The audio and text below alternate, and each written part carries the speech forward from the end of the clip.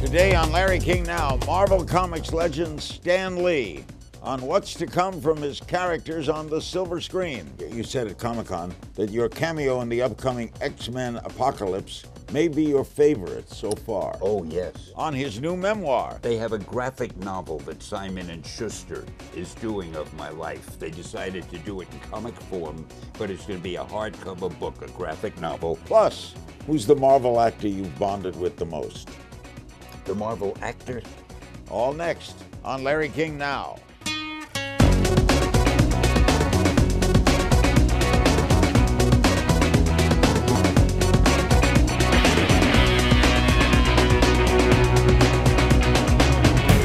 Every comic book fan should visit the offices of Power Entertainment. We don't have room. But incredible to see what he has here. The incredible Stan Lee, and I will explain something right off the bat.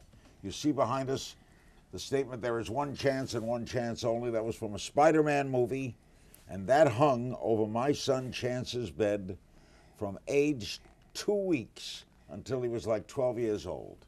So And I'm very flattered and pleased and impressed. it's been part of my life. That's you, Stan. 92 years old, still CEO of the company, still making cameos. What keeps you going? Greed, probably, mostly.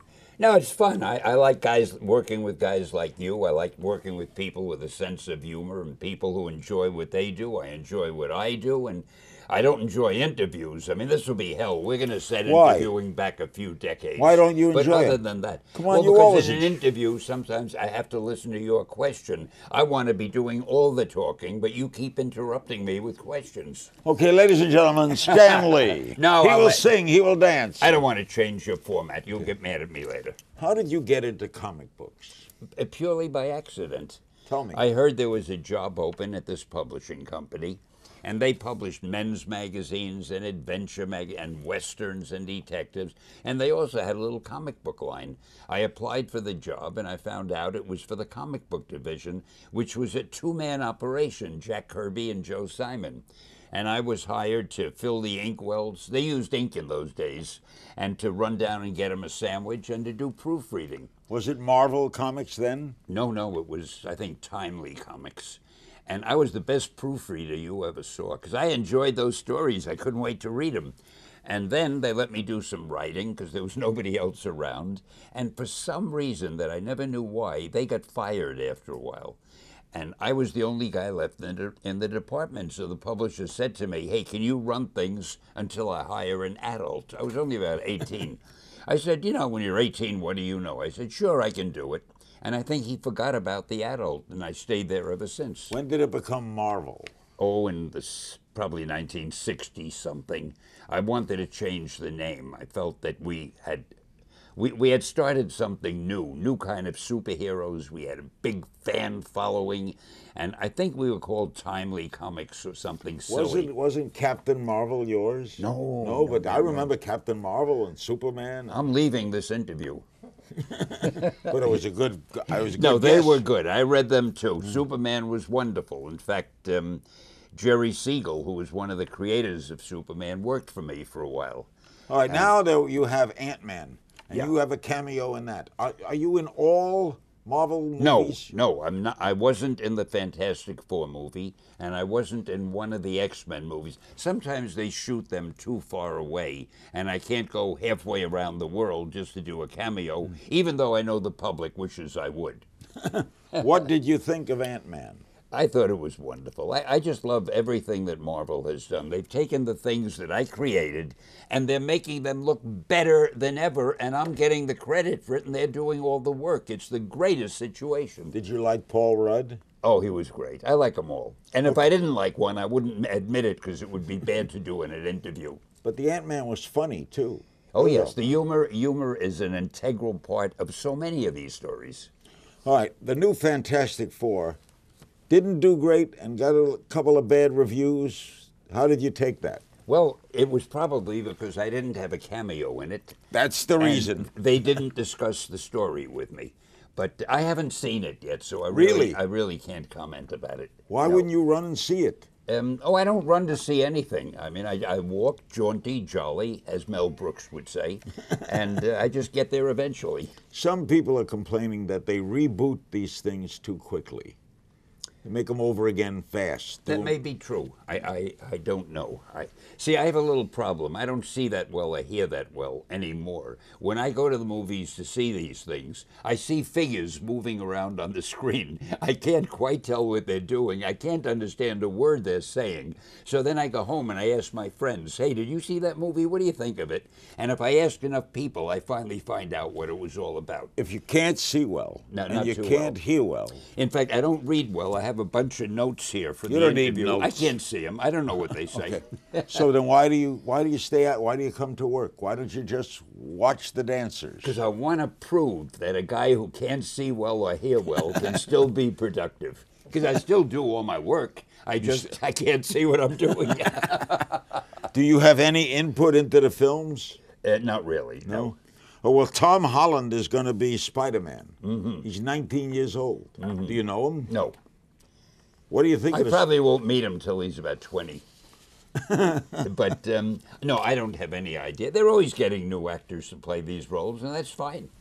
Now, you've said that at Comic-Con, that your cameo in the upcoming X-Men Apocalypse may be your favorite so far. Oh, yes. Why? Well, that cameo is different than any I ever have done before. What do you do? Because I did it with another person who is very important to me. And I can't tell you more than that. No, you've got to see it to find out. The whole world is now saying, because everybody watches your show, they're all saying, who could possibly be that important to Stan? This is going to become the biggest talking point throughout the country. This is an X-Men Apocalypse. That's right. When's that coming? I don't know. How the hell do I know when these movies come You're out? in the scene with... What am I, a calculator? Oh, but they got to pay you, don't they? No. Wait a minute. You don't get any money? For the cameo? No, I mean for the whole movie. No, I didn't do the movie. Yeah, but it's all your creation. I know. Well, go tell somebody. You don't have a piece? No. No. So, all right, these offices, this is a different company. This is POW. This And is a company I have with my partner, Gil Champion. And we do our own things. How does POW make money? What does POW do? Oh, well, we do all kind of things. We have movies, television. In fact, I wrote some down so I won't forget. What do you have? We have a show that's being filmed right now in England called Lucky Man. Lucky Man. As you may assume, it's about a guy who has the superpower of luck. Never done before, and it's doing very well. It'll be released the very beginning. They were supposed to release it the middle of next year. They're so excited about it, they're shooting for the beginning of next year, for January. The power of luck. Yeah. Wow. But you have to see how that works. That's a great idea. Of course it is. It was my idea. I'll ask the very modest Stan Lee next about the Chinese and Indian superheroes he's been creating. Much more with the comic book icon, the true legend, Stan Lee, right after this. We're back with Stan Lee with POW Entertainment here in Beverly Hills. The incredible Stan Lee, 92 years young. He keeps on keeping on. Now, what inspired you to come up with Indian and Chinese superheroes? Well, there are a lot of people living in China, and there are a lot of people in India, and we don't want to leave anybody out. We have this great Chinese superhero that's in the works now. I can't even tell you the name. A Chinese superhero? I think he's in the class of Spider-Man and Iron Man. I think he'll be just great when he's finished. And as far as the Indian superhero, his name is Chakra. And he's a young superhero. They have a cartoon series about him. They're going to start doing a live-action series, movies, everything. The world will become chakra-oriented very shortly. Did you ever draw? Yes, when I was a kid, but I don't do it now. Give me the definition of what makes a good superhero. Oh, that's a tough question. And if I teach too many people, I'm going to have a lot of competition, but what the hell. First of all, you have to have a character whether it's a superhero or not, that people care about. Your lead character must be someone, A, you can understand, B, you can relate to, and C, that you care about and you want to do well. He has to be written in such a way that you wish he was a friend of mine. And if he were my friend, I'd wish him the best. So you have to like Spider-Man. Oh, absolutely. You have to like him as a person. And too often people who do superhero stories, or any stories, they get a lead character, but they forget to give him that one likable or empathetic factor, which is so necessary, as you know well. Well, you got it. Your fifth annual Kamikaze Comic Convention is coming up this Halloween in L.A. Thank goodness you mentioned it. What do you do I with was that? supposed to mention it, and I forgot Well, it. I asked you about it. What do you do? Well, at Kamikaze, we launch a lot of our new products. We have something that we're launching there. They have a graphic novel that Simon & Schuster is doing of my life. They decided to do it in comic form, but it's going to be a hardcover book, a graphic novel, and it's called, I never can remember the words, it's called Amazing, Fantastic, Incredible. The story is Stan Lee. I can't wait to see it. So that'll be on sale at that time. You're not writing it. No. But it chronicles I'm all too your... modest to write how wonderful I am. I've Will got to we- let other people Have you do it. read it? No, I haven't. I hope it's good. Did you write obituaries? Yes. Are they hard Years- to do? Well, years ago, I think it was the Associated Press for one of the news services. When I was a teenager, I needed work, and I wrote obituaries of living people because, as you probably know, Waiting for them to die. when a person is famous And they that turn 80. person dies, 10 minutes later, the newspaper has a long obituary. 'Cause it's Well, that been- was written in Correct. advance, and that's how you know if you're famous. If your obituary is already written. If mine isn't already written, then I'm a failure. The sad Same thing, with you. I'll tell you something. No, there's a story coming about me in the New York Times magazine, and they told me that my obit is already written. Yeah, well, it would have to be. But that 'cause hurt you're- me. You're That hurt famous. me, Stan. It hurt me. Everybody's is. Obama's is. Everybody who's famous, they've got the obituary already for them. Why do we still love comic books? Well, comic books really, a comic strip is an ideal way to tell a story because you read the words and you also can see the characters and watch what they do. Now, when I was younger doing comics, a lot of parents would say, I don't want my children reading comics. Why should they look at the pictures? They should be reading descriptions in a novel and so forth. And then I thought, look at William Shakespeare. Well, you can't because he's dead, but you know what I mean. Think of William Shakespeare. He wrote plays. They were magnificent plays. Now, would you say to somebody, don't go to see Julius Caesar on the stage. Just read it in words. You shouldn't have to see them acted out because that makes your intelligence too lazy. There's nothing wrong with seeing the picture and reading the words. It's a wonderful way to tell a story, and that's why comics, I think, will always be popular. And you have helped millions and millions of kids grow up. Yes, I rather think so, and I wish they'd all, if each of them sent me just $1, I'd be satisfied. Is there a name for this thing when you read the words? It's called the dialogue balloon. The dialogue balloon. Right. And that's a great one, too. Yeah, everyone has to have, you have to have a balloon for what they're saying, right? Exactly. You're an incredible man. I couldn't agree more. And so are you, by the way. You're my favorite interviewer. You're my favorite guy. Up What next, is this, about our 100th one? we have done a lot. Up next, what does Stan think about becoming priceless collectibles? And we'll play a game of If You Only Knew. Don't click away. We're back with Stan Lee. A couple of questions about collectibles. When you began writing comics, did you ever think they would become collector's items? Oh, absolutely not. I just hoped the books would sell and I'd keep my job and I would be able to pay the rent. So there's great value now if you have an original Spider-Man, right? And I'm one of the few people who was too stupid to ever save anything. I didn't save the books, I didn't save the artwork, nothing. I'll tell you a funny story. Do you have time for a funny story? Yeah. I had the typewriter that I had written all those stories on, Spider-Man, the Hulk, Iron Man, all of them. It was a little Remington noiseless portable. One day I was having an argument with my wife, who has a hot temper, and she got angry, took the typewriter and smashed it on the floor. She said, "That'll show you," or some ridiculous thing. Well, that was okay. We made up. But ever since then, I've been saying to her, "Honey, do you know what we could have auctioned that typewriter or the typewriter on which all of those superheroes were written and created?" And I can always have my way in any argument with her if I bring that up. Why do you think people collect comics? I think, first of all, they're so easy to collect. They I don't wish I'd take have up saved much mine. room. And so, me too. Most people say my mother threw all of mine That's out. right. My mother didn't care. She would have let me keep them. I was too stupid to keep them. But they're very collectible. And also they're the one thing you can collect that you can enjoy over and over again. You can reread them while you're saving them. Did you ever think the impact you'd have on collectors around the world? No, People collect. never occurred to me. What would an original Spider-Man be worth? Oh God, If you had in good condition, hundreds of thousands. hundreds of thousands of dollars. Yeah. You don't own anything? No. Oh well, I own a house. But you don't have any of the copies? No.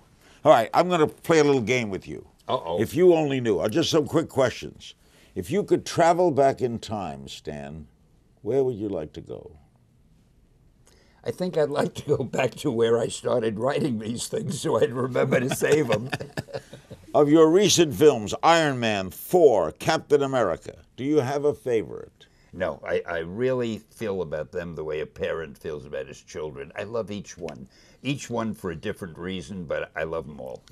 Are there some real-life, modern-day heroes in your mind? Who in the world do you admire a lot? There are a lot of servicemen that I meet when I go to conventions and we talk. People in service in this country I have great admiration for.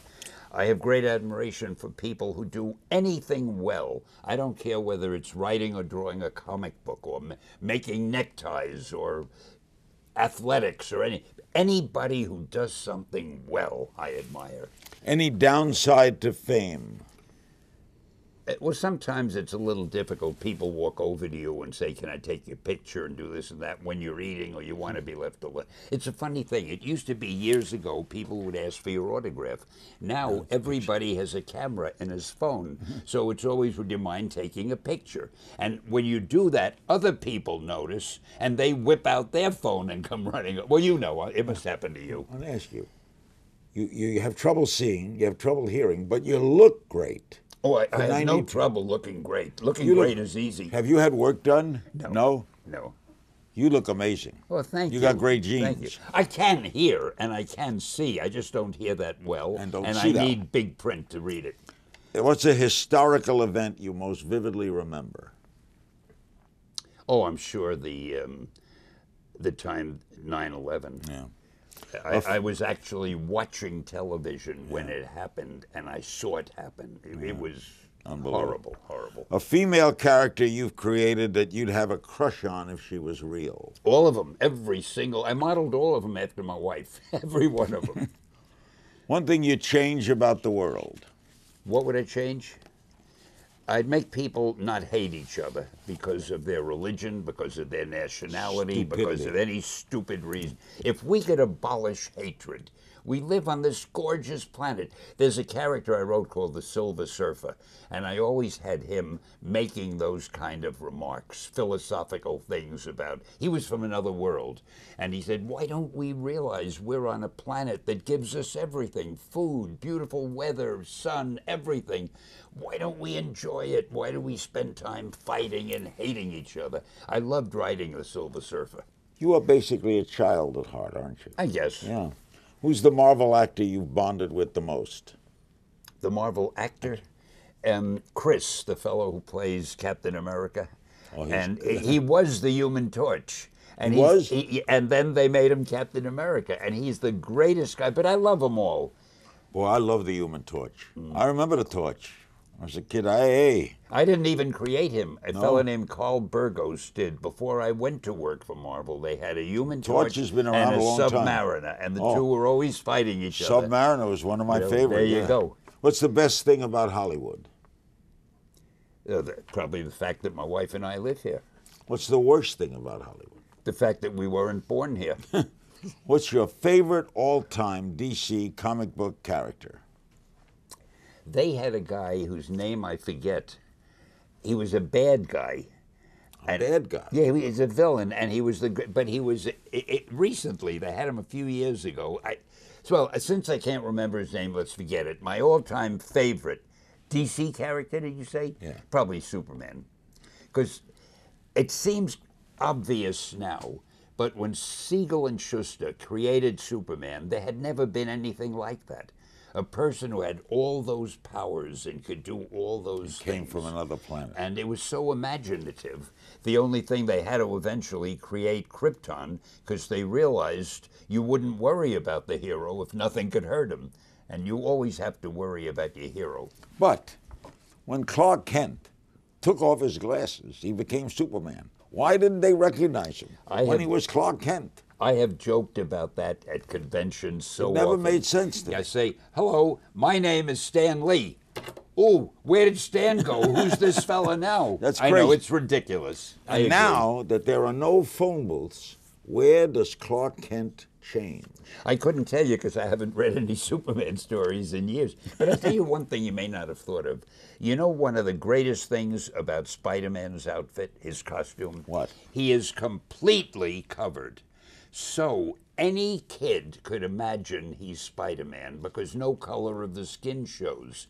He could be black under that. He could be red. He could be yellow. He could belong to any race. And that wasn't done purposely. It was done accidentally. But I think it was the best thing we did, making him so that he could be anybody under that costume. I never thought of that, but that's true. That's great. It is. Next, we'll wrap things up with fan questions from social media with the great Stan Lee. Don't click away. We're at Power Entertainment in Beverly Hills with the incredible Stan Lee. There's been some criticism that comic books and the films that have followed do not represent women well, or represent them enough. Do you agree? I couldn't agree more. I'd like to see women on every page of comics. I think they're represented very well because they're usually drawn to be beautiful and sexy looking. You couldn't want anything weller than that. But I agree there could be more. I love looking at women myself. We have Wonder Woman. Wonder Woman. What other super? We have a number. We have the Black Widow. The Black Widow. Yeah, in our books. And we have others that I can't think of at the moment because I get so nervous when I'm being interviewed by you. Oh, stop. Yeah, you're so nervous, yeah. Okay, some social media questions. At Kane Zioli on Twitter, what Marvel character do you most relate to? Iron Man, because he's so handsome and glamorous, and obviously you'd have to relate to him. He's an extension of you. That's right. Yeah. And very wealthy. Carl Monroe on Facebook. I think Marvel has done a lot recently with gay comic book heroes. Do you approve of that? I didn't even know they were doing anything with gay comic book heroes. That's what it says. Well, I agree if it's working well, but I was unaware of it. Ragone88 on Larry King Now blog. Where do you see the future of comic books heading? Oh, I think comic books are going to be around forever. As I say, they're a good way to read a story. It used to be we had writers who were just guys who liked comics and they would write them because a really great writer who could sell a novel or things like that, they didn't waste time with comics. But now, because there's money in comics, some of the best writers in the world are writing comics because they know if they write a good one, it could be a movie, it could be anything. And so the quality of writing has improved tremendously. And I think comics will be with us forever. Good point. Amon Comics on the Larry King Now blog. Nowadays, is it okay for someone to create a superhero that's a different nationality than themselves? Yeah, I guess. From whom self? Any self. I guess you can create a superhero that's from Different anywhere. from Oh, absolutely. We have a Chinese superhero we're working on. We have a Latino superhero we're working on. Latino, good idea. We have one. We have an Indian. Oh, Do we have black absolutely. superheroes? We have black superheroes. I created the Black Panther at Marvel, and there'll be a Black Panther movie pretty soon. Lisa Lamborn on Facebook. What gave him his biggest paycheck, and what did he splurge on? What, of all you've done, did you make the most money? Believe it or not, the biggest single paycheck I ever got was from a convention that I went to, where they paid me to come to the convention, and they paid me an indecent amount of money to be there. That was your biggest paycheck? That was the biggest single paycheck, yes. And what did you splurge on? What? What did you splurge on? What did you spend big money on? Oh, I put it in the bank so that my wife could spend it. Shyla Price, which character would you consider your most underappreciated? Dr. Doom, the villain. Dr. Doom. I don't know if you're familiar with him, but he's the king of his own country, and what he wants to do is rule the world. And my feeling is, what's wrong with that? It's not a crime. You could walk up to a cop and you could say, "Officer, I want to rule the world." He can't arrest you. It's a legitimate desire. So Dr. Doom is very unappreciated to me. Fairs Kiss him on Facebook. If immortality were to exist, would you choose it, or would you become a superhero or a supervillain? If immortality existed, would I choose to be immortal, or would I rather be a superhero or a supervillain? Well, of course, I'd rather be a superhero than a supervillain. I don't think I'd want to be immortal unless Why not? Unless it went for everybody. I wouldn't want to be alive while all my friends and relatives were dying. But if everybody could be immortal, I think that could be fun. But you'd meet new people. Pardon? You'd meet new people. Well, that's true, but no, I like the people that I know, and I want to have them around. Are you afraid of dying? No, not at all. Do you think you go somewhere? No. The one thing I can't understand, I can't grasp my mind around, I feel when you die, there's just nothing. It's like when you're asleep and you're not dreaming. But I can't imagine nothingness lasting forever. That's the thing that I cannot get. I can't grasp. To not exist forever. Forever. When does forever end? Yeah. The next time we do an interview, I have a funny thing to tell you about forever, but there may not be time. It's something I read in a book once. Is it quick? So interview me again. Is it quick? Well, maybe I could make it. Go ahead. There was a historian named Hendrik Wilhelm van Loon, and he wrote a book about mankind. And he wrote a little preface, a little paragraph in the front. I never forgot it. He said, there's a big rock in the ocean. It's huge. It's 20 stories high. And once every 1,000 years, a little hummingbird comes and sharpens its beak against that rock.